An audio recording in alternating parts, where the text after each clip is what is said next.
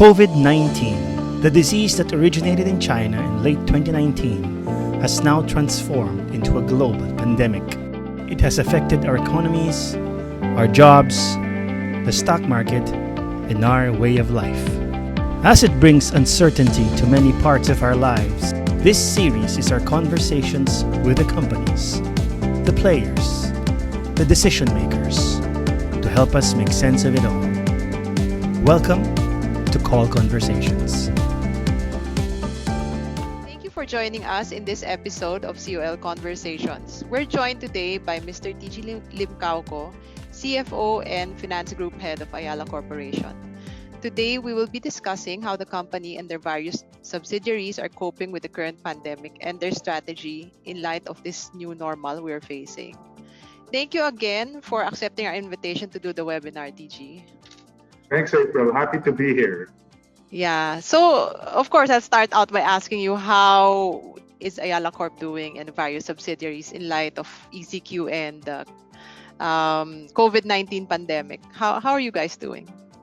Well, I guess like most of the companies in the country, we're all working from home. But it's been very clear to the leadership team of Ayala what the focus should be now. The focus immediately was making sure that the people who work for us are safe and secure. And you've seen the announcements. We basically assured our employees that they will continue to be employed. We have provided financial assistance even to employees of our contractors. So, for example, Ayala Land has provided support to their construction workers, even though they are just really contractual employees or employees of our contractors. We've also made sure that we take care of the communities that we work with. So we have Ayala Land was the first to announce a rental suspension on merchants in the malls who are closed. And obviously, the bank has also taken its own fair share of providing the support of payment delays and, deferred payments on credit cards and loans for SMEs as well and consumer loans. So everyone's gone off and done the same. Obviously, there are services that must continue, and therefore we have people who continue to go to work. We call them our frontliners. Obviously, AC Health continues to provide services through Generica, Family Doc, and Healthway. It's a great national place where we do triage, where a lot of the people who suspect that they may have the symptoms first come to us so that it alleviates the load in the hospitals.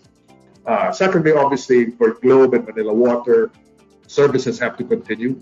So Manila Water practically has their whole workforce still out in the field and making sure the leaks are plugged.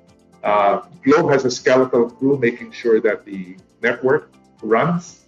And of course, BPI banking is also an essential service. So we have got about a quarter to 30% of our branches up and running and making sure that the branches that are open are fully staffed to serve the clients. So in general, you can't say it's business as usual. But making sure that essential services are there and providing assistance to our employees and to our communities. And obviously, on the community part, we were part of Project Ugnayan, which was with PDRF and Caritas, where the group was part of a group of 30 companies that raised close to 1.7 billion pesos and distributed that to over 1.5 million families in the early days to make sure that no one went. Lots of other stuff like that, April. Okay, it's great to know that you're helping out and that the employees will be protected. Just wondering though, I mean, obviously, like everybody, your earnings are going to be hurt this year. What steps are you taking to preserve cash? Will you be reducing your capex levels this year, and will you put the share buyback on hold or cut back on cash dividends? That's a great question, April.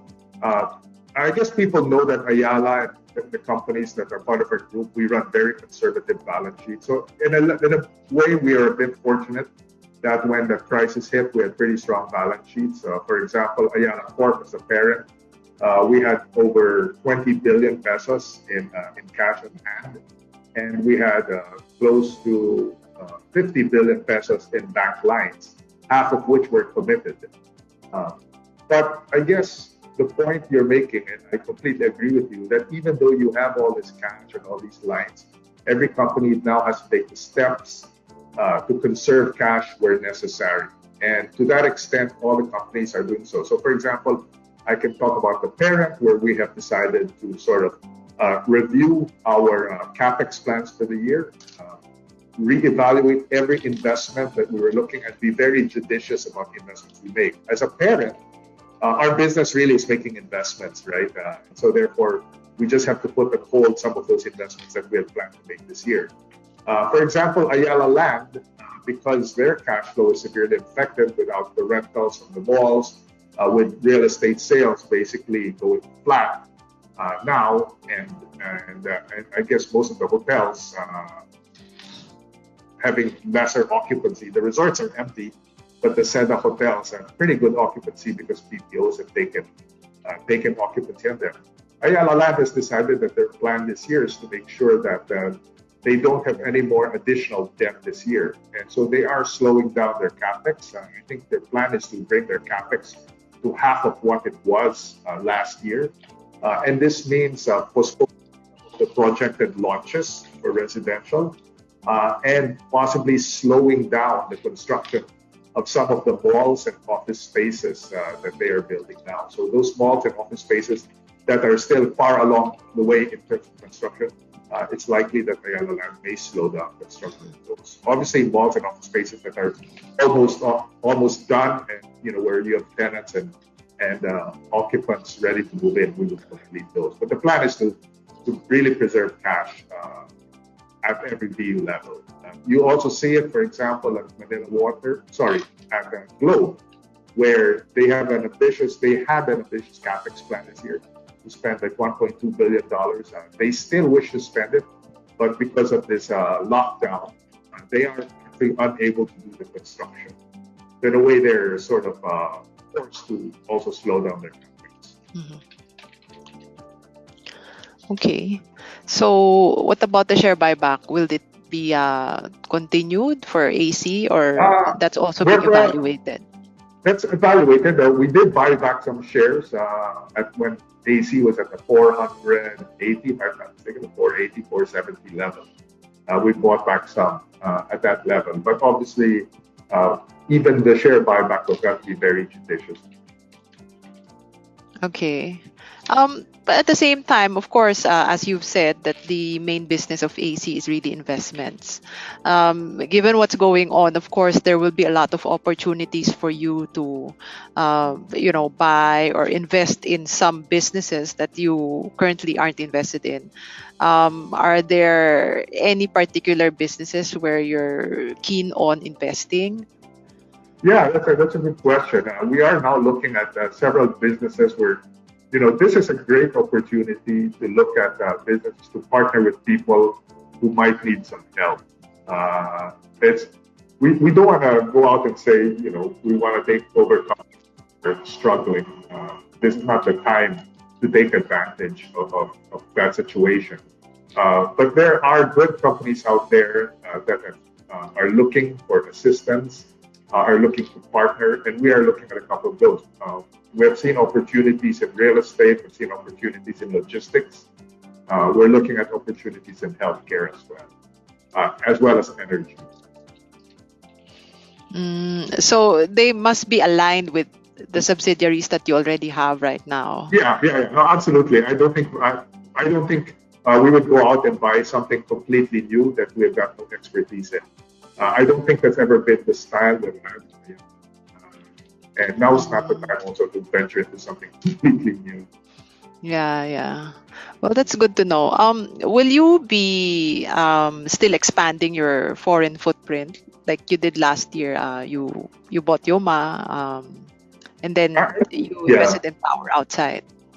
Yeah, overseas investments are always opportunistic and must meet a very strategic criteria for us. Power obviously was something that we focused on, expanding our footprint outside. We saw great opportunities in Vietnam. We're now building something in India.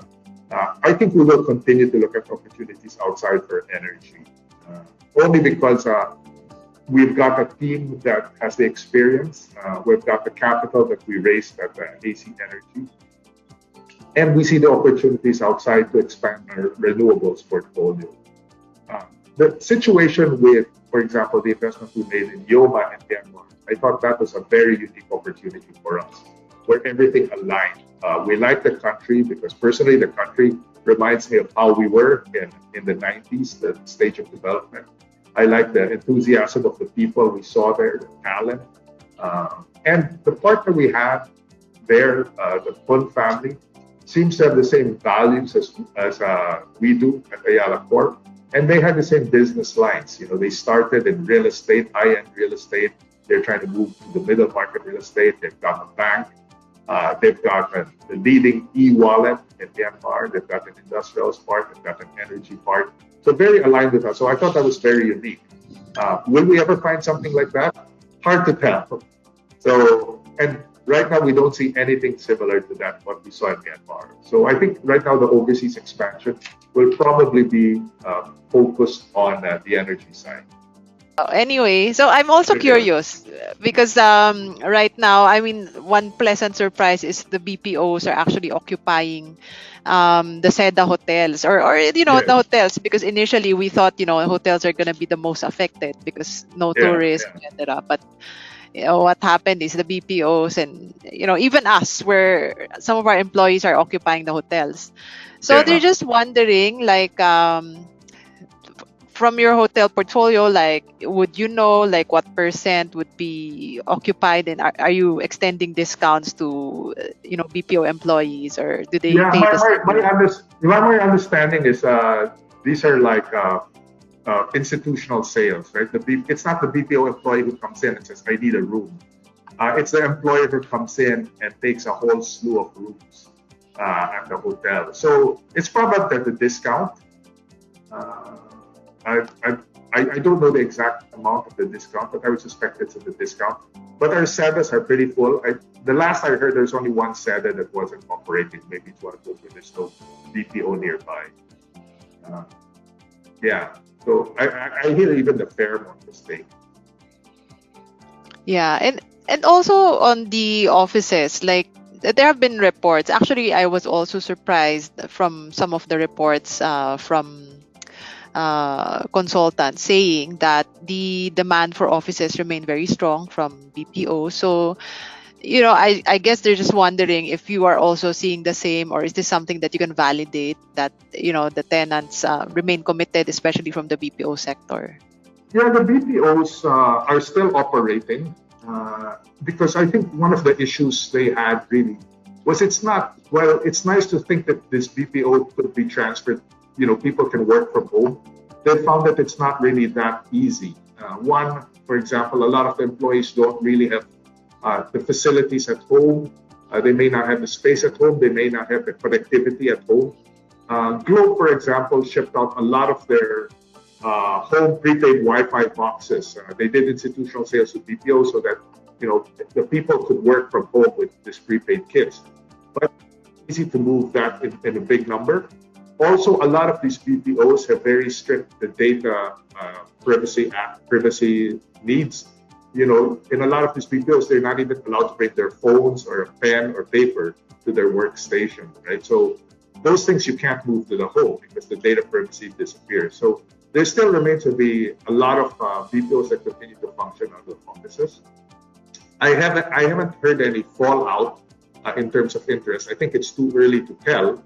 But it will be interesting because if there is no vaccine and under the new normal, you have to practice social distancing, then clearly the space at the BPO needs for a certain number of people will now expand, right? And there will be new rules, but not necessarily legislation that will require it, but good practices will necessitate that the BPOs will provide more space between their agents or their workers, in more space required.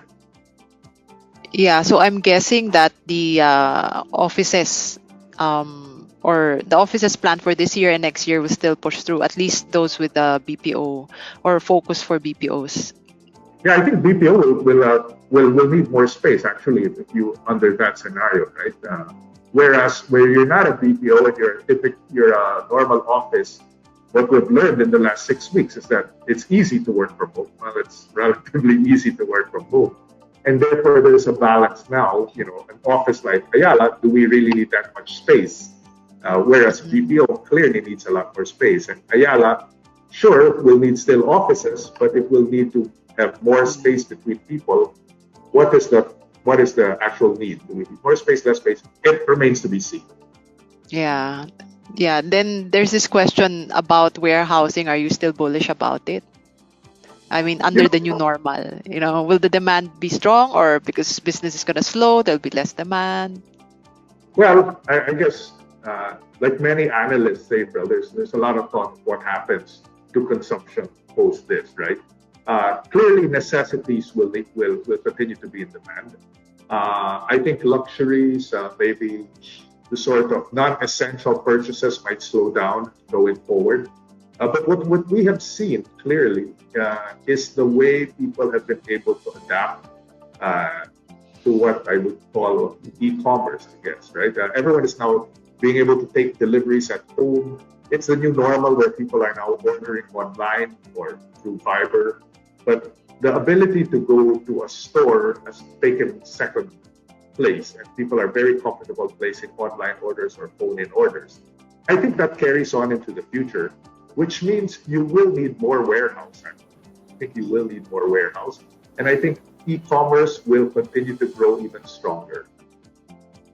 And this is a big awakening for us, because what we've seen is a lot of significant take-up in, I think, electronic payments, both BPI and GCash. Have seen that go through the roof.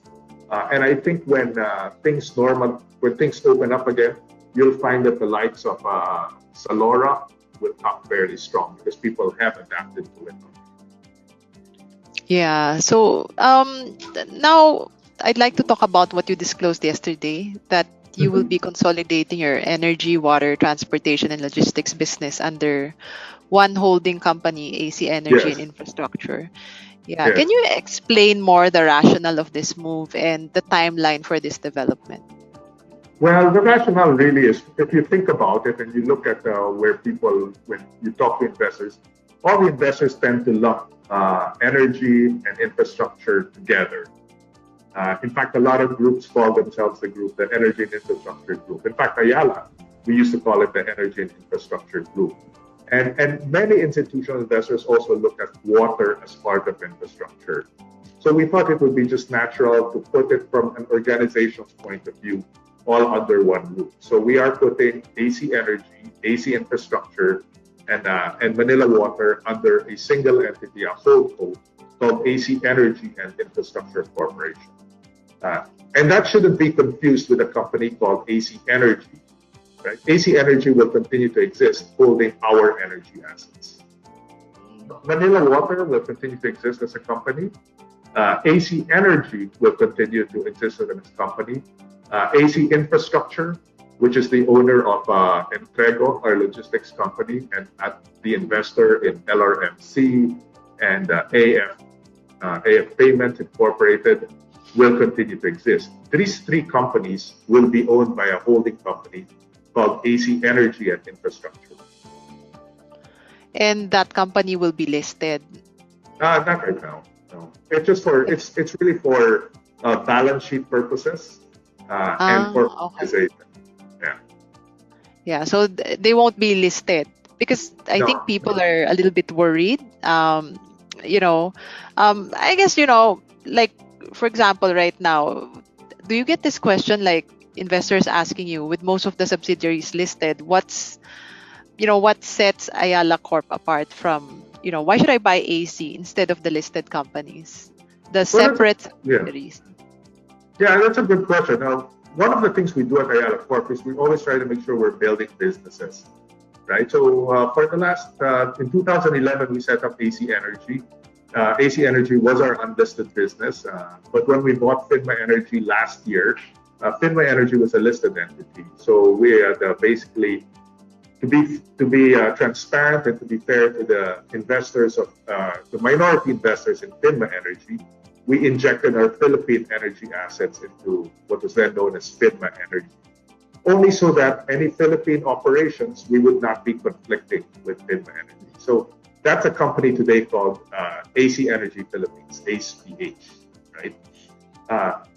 we've also announced that we will now be injecting all our foreign energy assets into that same company, ACPH. So ACPH at Monday's stockholders meeting approved the renaming of ACPH as an AC Energy Company. So that would be the energy company of Ayala. So in a way, it's listed, but the float is very small for them. So the way to access the energy business of Ayala is still through Ayala Corp. Eventually, we hope to have a follow-on offering. We will have an SRO for ACPH, and then hopefully a follow-on offering sometime next year once we complete the injection of all the overseas assets, and that's what the PSE has asked us to do and we will apply. And then from that, we now have to figure out your question, which is what's the next business we're going to build. Yeah. I can point you to our logistics business. I can point you to our healthcare business, which personally I find very fulfilling, because during this crisis we've seen how much AC Health has been able to help the community and provide services that we had thought they would be unable to provide. Yeah, that seems to be a growth business. Actually, I was looking at your capex plans, and a big chunk is actually going there, right? Yeah, it's still minuscule compared to what we've invested in energy, right? But I think this whole crisis has shown a lot of people that Ayala, the Ayala name, is in healthcare, and it's built up a great brand name for us in healthcare. So today we have the largest network of clinics. When you talk about Family Doc and Healthway, and I think more people know Healthway than Family Doc. But putting those together, that's a significant number of clinics that can cater to a lot of people. Yeah. So can you discuss the opportunity for growth, at least on the healthcare side? Well, we've always thought of healthcare as many pillars. That one opportunity for growth is obviously what we call the pharmaceutical side and the distribution, the retail distribution, and the institutional distribution. So there we've got Generica, which I think today is the third largest pharmacy chain, very focused on generics. But many people don't know that we actually have two distributors, an IE Medica and a MedEthics, which are distributors. We import meds from India and China, which we distribute. During this crisis, that group has been very instrumental in allowing us to source PPEs, masks, and other equipment from overseas to complement what we have, and even for us to make donations. The second pillar is obviously primary care, which is the Family Doc and the Healthway clinics. That one will continue. We think continues to be a base for serving the people. Hopefully, it will feed into a hospital, which is the strategy for us, which is, I guess, pillar number 3, which is a hospital. So with Ayala Land, Ayala Land owns 60% of QualiMed. We also made an announcement that together with AC Health, we are turning QualiMed Blue Valley into a COVID-capable facility. We've expanded it. We're buying new equipment. And then the fourth pillar is, I guess, what we call financing, right? There we still haven't found any opportunity yet, but we continue to look at healthcare financing.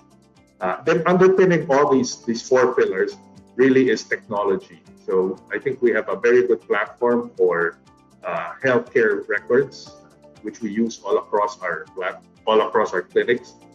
We have AID, which provides home service of doctors and medical technicians and nurses. And then we have MedGrocer, which is our online pharmacy. Mm-hmm.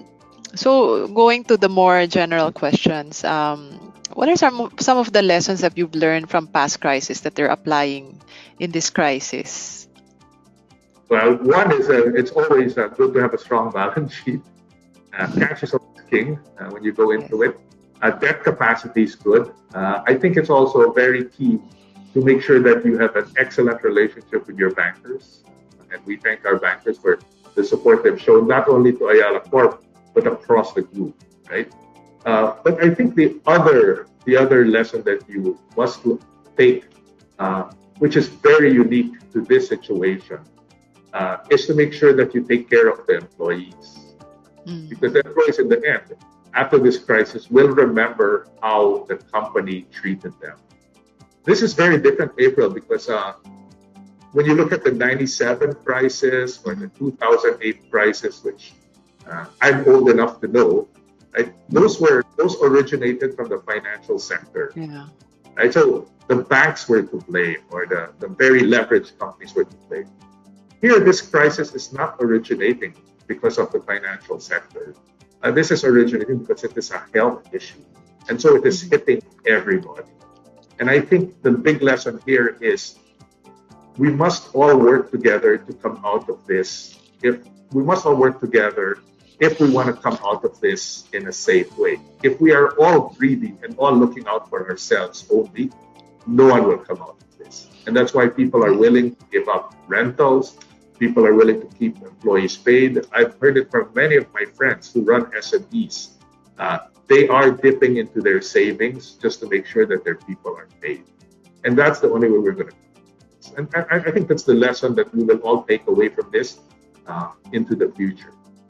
And then obviously the next thing is, once things begin to clear, you need to be moving fast and figure out what are the opportunities. Business models will change. There will be companies that where there are opportunities to partner, to invest, maybe to buy out, and you need to be fast because it will be short-lived. The opportunity to make the changes and to take advantage will be short-lived. So, what are some opportunities that you're seeing? I mean, what's going to be the new normal? Well, we don't know what the new normal is. There are a lot of questions in our mind. So, for example, one of the questions that I think about a lot is office space, right? Is it more or less? We talked about that already. We're thinking about what is the role of healthcare.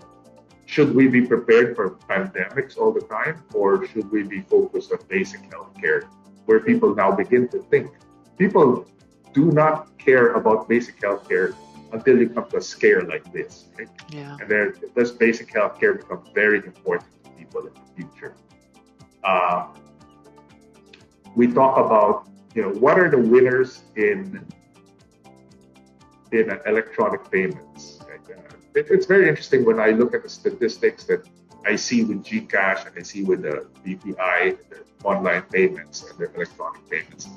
And what is, how do you make it even easier for people? I'm sure many of your colleagues, yourselves, many of the people who will listen to this webinar still figure that it might be easy to send cash to a business or to a friend who's fortunate like we are, but it's very hard to send cash still to the less fortunate people. Right? I had to work doubly hard with one of my kasambahays here. How do we get money to her mother? Like, it's hard. So we need to figure out solutions to that. Yeah, it's actually hard to get people to accept the e-wallets. I mean, especially if they're used to doing it a certain way, but now they're kind of forced to do it.